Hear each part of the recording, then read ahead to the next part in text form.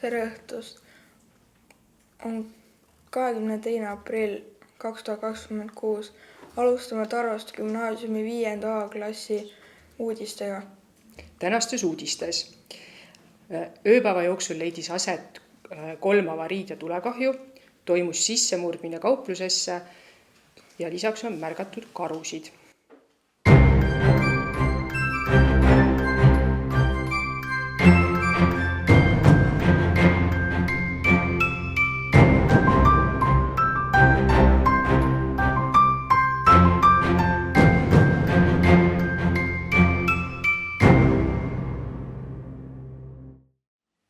Tallinnas juhtus avarii. Rehvil oli auk sees. Autojuht oli 12-aastane poiss ja see auto oli varastatud. Ja selle auto omanik oli Alvin Kelbermann. Avarii oli juhtunud 12:45. Autod plahvatasid ning mõlemad surid. Teine auto ei plahvatanud, aga auto oli väga katki. Kohale tuli politseinikud ja kiirabi. 5 inimest said vigastatud. 5 inimest jäid ellu, aga 2 neist murdsid mõned luud. Täna juhtus Tartu maanteel autoavarii kell 15:00. Õnnetuses olid 22-aastane mees ja 42-aastane naine. Viga said mõlemad inimesed. Mees oli sõitnud kiiruskaamerast mööda 134 km tunnis ja naise autole sisse sõitnud. Naise auto oli peale avariid suurel heinapõllul ja mehe auto oli jäänud tee peale.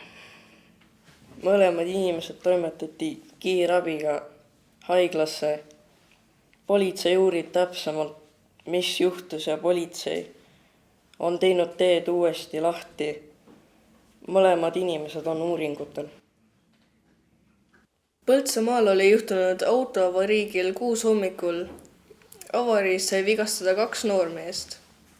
Kohale tulnud politsei selgitas välja, et liiklusõnnetust põhjustas üleliigne kiirus. Täna peale lõunat märkasid murelikud naabrid, et maja akna vahelt tuleb suitsu. Naabrid kutsusid tuletõrje. Tuletõrjujad tulid ja avastasid, et ahjus olid kõrbema läinud saiad.